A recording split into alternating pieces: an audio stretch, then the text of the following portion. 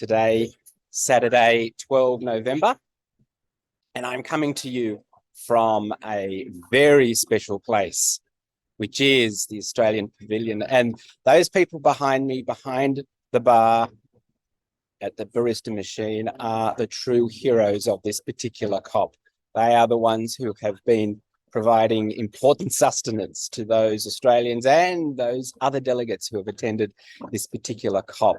But today we're welcoming our dear friend and returned colleague, Mardi McBrien from the IFRS Foundation, and welcome back to Pete Richardson from Manifest Climate. So welcome back to both of you. Hello. Hello. And welcome to what I'm now calling the OzPav. Right? I feel this is a little bit like Gogglebox, you know, when we're responding, we're responding. Yeah. What do you think? I just keep moving and you're just watching me as I move around. I apologize for the viewers who don't know the reference to Gogglebox, but it's effectively when two viewers watch something on screen and then react to it. So, yeah. Yes. Anyway. We're being silly. All right. So it's Saturday here, as it is back there. But we've just come into Saturday morning, and we're talking the end of the first week of COP, the most successful COP thus far in terms of just sheer numbers of registrations. And if I'm not mistaken, overnight the UNFCCC issued a alert to all the NGOs indicating that it was probably not going to be possible to attend some of the more high-level events today, because there was just so many people in the house. And so they had to actually allow the parties and the party overflowers into the rooms rather than historically the observers, which is an interesting turn of events. And it then leads to the question to the pair of you around what were your key observations around this week? We'll get to the individual announcements, but just at high level, what did both of you think about the first week? Mardi. It's been busy and noisy. There's a lot. Busy and noisy. I mean, there's an awful lot going on. Everywhere you look, there is something going on. There is an announcement being made. I can feel that it's more action focused. So maybe that's the kind of people I just surround myself with. Like every session I've been to, everything I've spoke at, every bilateral I've had, every announcement I've made, even every just nudge in the corridor when I bump into Andrew or bump into somebody else, that what's come out of that bump has been an action, a commitment to do something. Andrew, we'll do this together. Yeah. You know, everything has been a commitment, which I will obviously make good on. Yeah. But if those commitments can all, if everyone else is having the same experience I'm having and having those, the commitments that will turn to action and then the action that comes for that, then I think we've got a good year ahead of us. And I feel really quite positive about what we're seeing sort of in the sideshow, if you like, of all the side events that we've seen and side conversations going on this week. Yeah, and there's a massive sideshow. Yeah, it is a massive sideshow, and I agree with everything you said. I think in the negotiation room, there's still a little bit of caginess, but that's typical for a first week. Yeah. And I think some of the issues are boiling up. I think there's still a lot of goodwill, actually. There is some talking past each other. And you mentioned the point about observers not being allowed into the room. Interestingly, I think in a lot of the negotiations, we're hearing more and more about the private sector being directly involved in the action post-negotiation. Yeah. And so we're hearing calls for, for example, in scaling up finance or in loss and damage, we need to get from, there are some exceptions, but a lot of parties are calling for the involvement of private sector finance to scale up and to leverage the public sector finances already there. Yeah, and I want to pick up on that because being very much on the WBCSD pavilion over the last couple of days, the number of inquiries that have been made by governments for business people to come into their informal sessions, their roundtables, their direct interventions with other countries about how they're going to create action and scale in relation to the possible opportunities that are being developed between country and country is a very different tone and tenor to that which I've seen over the last couple of years.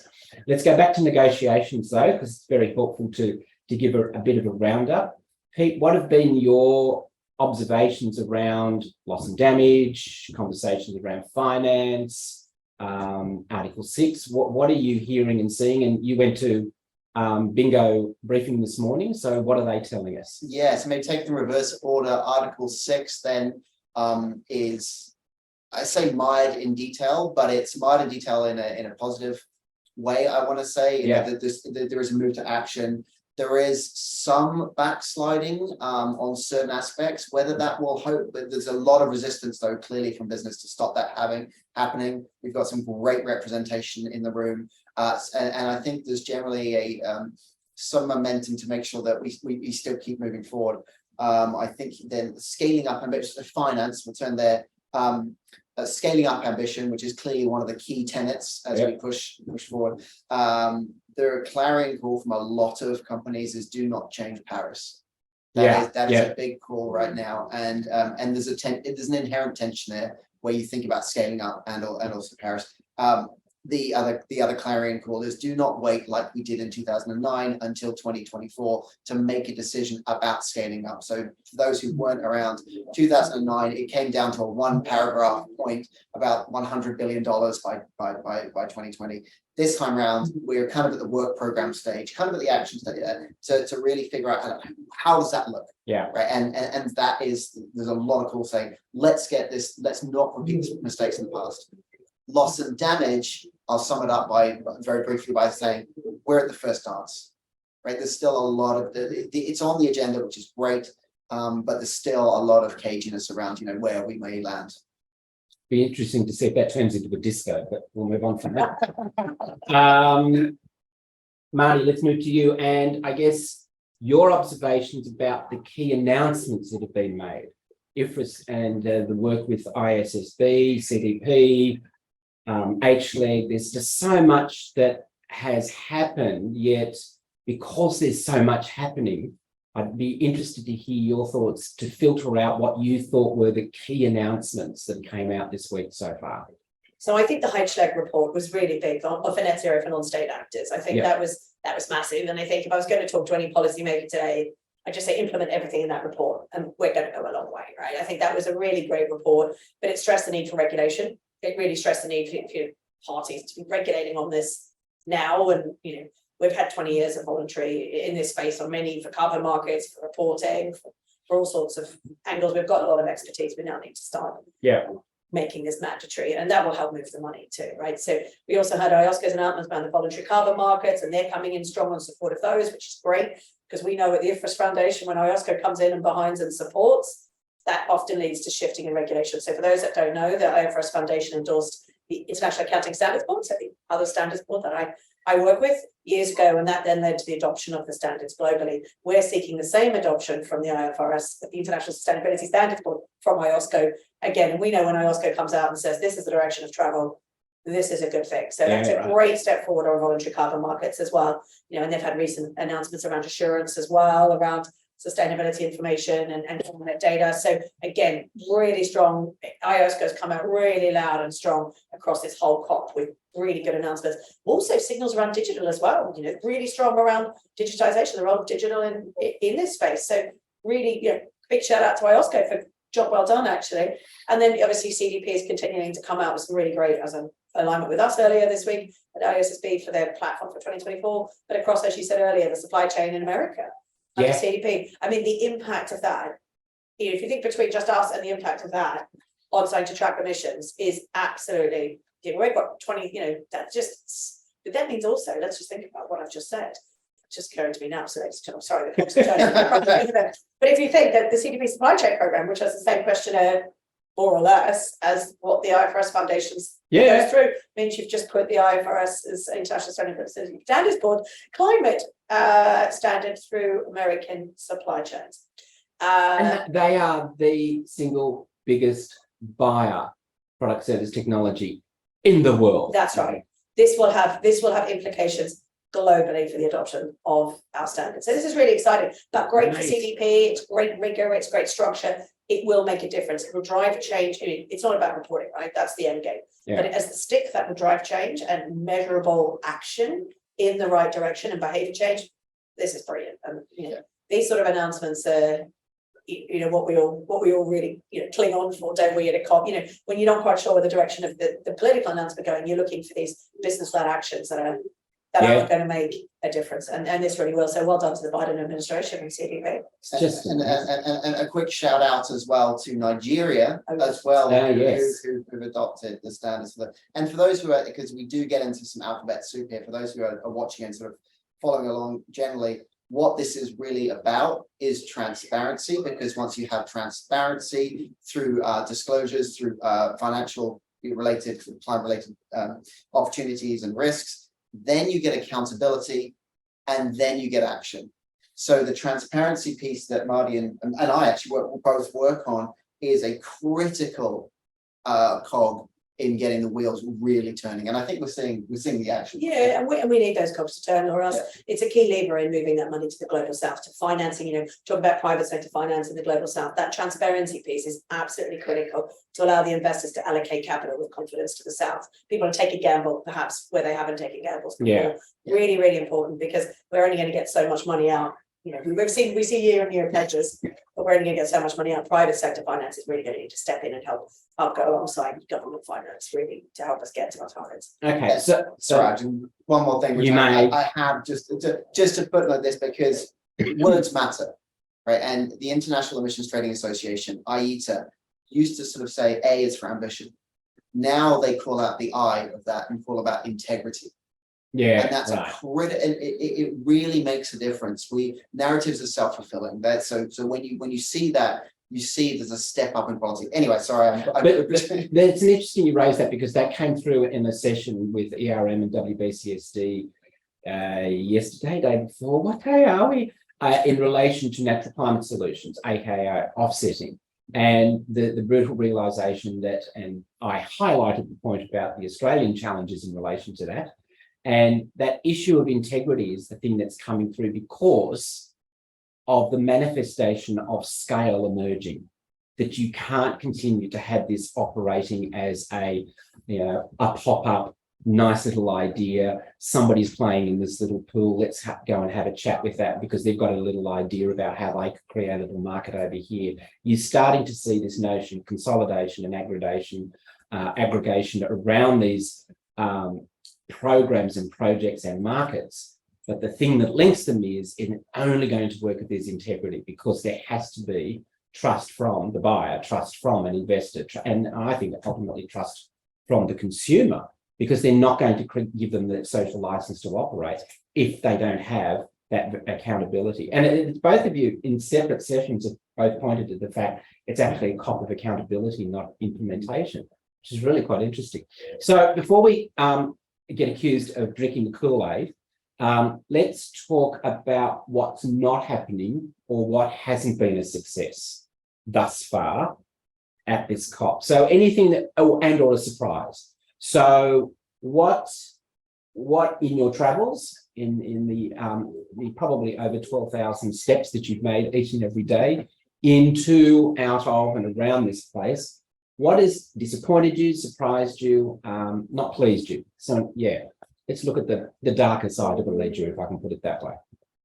I mean, operationally, microphones, the sound system, those things. But from a perspective of the negotiations and what I'm hearing, seeing, talking to, I still wonder if we're aiming high enough.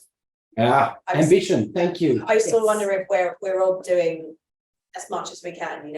Are we going far enough? We're all picking off bits that we can achieve, and they're all action focused. But is our ambition long term, sustainable, and going to yield the outcomes we need, or is it just a short term fix to a problem that in 12 months' time we'll be like, well, we did that tick, but we need to, what's next, kind of thing. Are we thinking long term? Are we ambitious enough? Is it action focused? Will it drive accountability, transparency, and will it shift the cash ultimately? Yeah, you do get a lot of side events that feel like it's the end of year school project, and I was told I needed to do this, and the task is net zero, and we put this in place, and I'm really proud of, and like the dog who brings the bone to you and puts it at your feet, aren't you pleased, master, that I've done this? And it's kind of, yeah, next. Well, I think Egypt's done a good job, though. I think Yeah, Egypt's made some big announcements. I Right. think as a country, it's done a really good job. It's sort of leading in the financial regulatory space. Yeah, It's come out, it's had requirements to its exchange voluntary for longer than I think Australia has. yeah, And, it's the Financial Regulatory Authority here is really starting to upskill. They just launched their carbon market this week. I think Yes. their market. As Egypt is really looking to lead in this country, and a huge applause out to the leadership of the FRA and the Yep. exchange group, because they have done a huge amount in this space and trying to demonstrate action as part of their COP. I really give them that, and I think that's a really important point on this. Oh, yeah. I agree, and I think at the other end of the scale, and I will come on to the bad side, and so I think we're both intrinsically kind of positive people, so it's always difficult to. I know. But I will come back to the negatives, but I do want to give a shout out at the other end of the spectrum from the Egyptians. Both the paid and in particular the volunteers have just had such a warm welcome. It's just wonderful. Well, they saved my life last night. They were pushing everybody back in the bus line. Everybody, for some reason, wanted to kill one another. It was just quite disturbing that people wanted to crowd onto a bus where there was at least another 3 or 4 buses coming down the line. And the volunteers were saying, no, don't worry, there are more coming. I can assure you, see, they're over here. And they were just so calm about it. Yeah. And there are plenty of buses. There are plenty of buses. The transportation actually is Brilliant. very good. But let's come back to come to the negatives, because Andrew, you keep pushing us. I do. I want a gritty podcast. Yeah, okay, well, here's some gritty. We're still talking past each other. So for those familiar with these negotiations, probably no surprise, but in a lot of the negotiations, you're still having, it's so frustrating because the negotiators understand the other person's point, but they're still mandated effectively to talk past each other. Yeah. Which is incredibly frustrating. The other piece, and this is the call that I'm hearing a lot, is it's so damn complex. Can't you make it accessible? Can't you make it simpler? Yeah. So the barriers to entry aren't so high that people really struggle to get involved in the space. So I think those two for me, I think, are really challenging. Big shout out I'd like for this week though is no one to set up another initiative. No one to set something else up, please. Yeah. That would be like if I had one request as I fly out of here on Monday off to my World Congress for Campus. It'd be really good fun. Stay tuned for that podcast. Sustainability. Council safe and welcome, remember.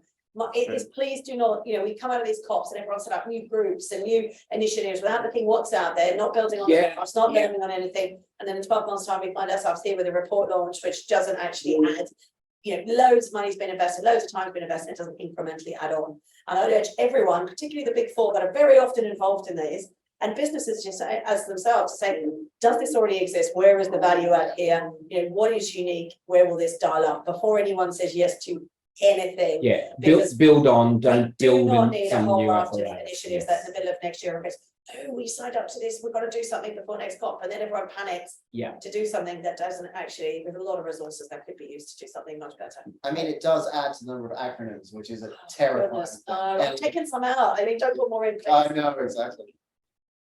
So you don't like my OzPad? Well, I'm just trying to think of where the strawberries or the chocolate on the top. They're metaphorical. Okay, let's begin to wrap up. And the question that I had on that was this. So next week and in this place and in its usual pace, it shifts quite dramatically from good discussion, some announcements, report cards, to actually having to make some hard decisions, which are then turned into and translated into what is finally a text that comes from this place, which is then called something. And we always remember this place as a result of that name. All right. So by ministers who have to make these decisions, who probably get flown in tomorrow and Monday, land in this place and are probably just as gobsmacked as the rest of us about the sheer enormity of what's been going on. That will include Minister Bowen, who will be the head of our delegation, Minister Bowen, the Minister for Climate Change.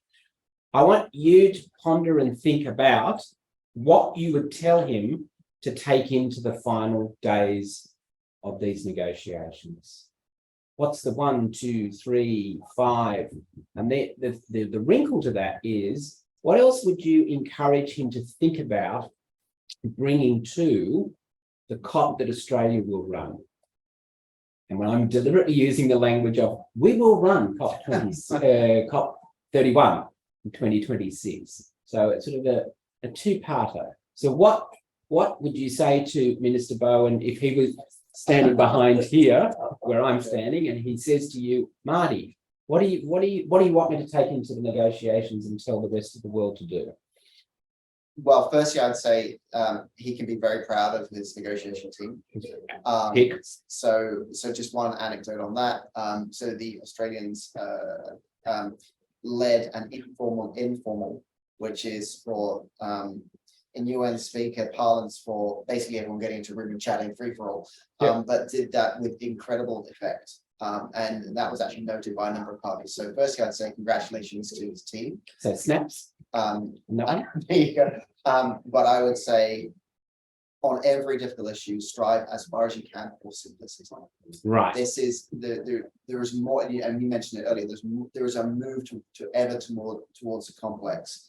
And actually, if you want to drive action, the simpler, the better in many respects. So I'd say on every single complex issue, as he drops his pen, strive for that simplicity. And simpler equates probably to reduce cost. Yeah.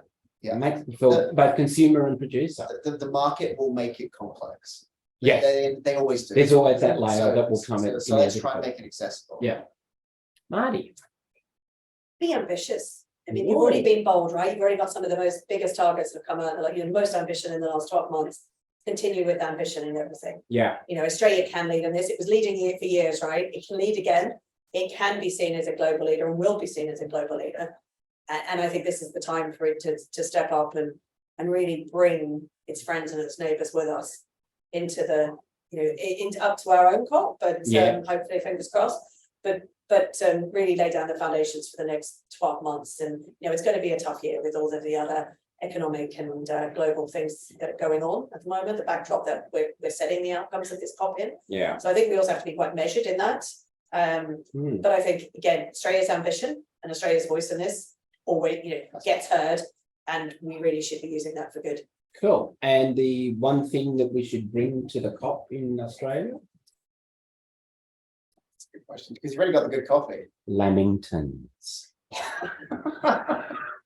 A good coffee shop on every corner. A coffee shop on every corner. But in all seriousness, if you think that's another couple of years away, right? Yeah. By then, if the deal's not done, we're in trouble. Totally. So hopefully we're having a party. Hopefully it's a big barbecue and party on the beach. Right? Massive, Because we've achieved it. But in realistic terms, if Australia's going out for a COP in the next big COP, if you like, the Copenhagen, the Glasgow, the Paris, the Australia COP, then we've got a lot of work to do. The teams worked to get the outcomes in Glasgow.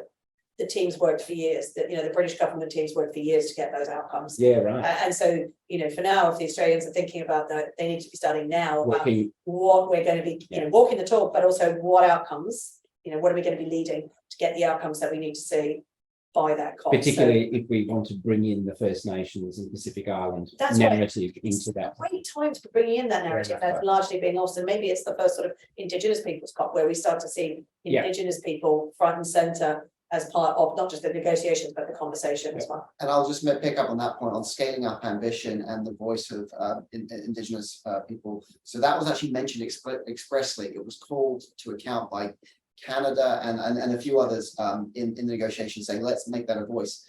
And I'd say because by 2024 we should have scale up ambition, we should have decision from this process about scale up ambition by then. I would say let's make Australia the business COP in the sense that we will have at that time leadership on public. And so now we have bringing in business, and we can say, just as John Kerry did earlier this week, we've used $30 million to generate $1 billion worth of private capital of action in the space. Yeah, that's right. I like that. Excellent. Well, a big thank you to both of you. Now, I know one of you is leaving us today. Fare thee well, Pete. Safe journey onward. And Mardi, you're leaving Monday. So I've got a bit of work to do today and tomorrow. So, yes, we'll be back with you on Monday, the 14th of November, where we're going to be joined by Diane Holdoff of the WBCSD and a couple of other surprises. But for now, thank you very much for joining us. Andrew Petersen is my name. Goodbye and God bless for now. Bye.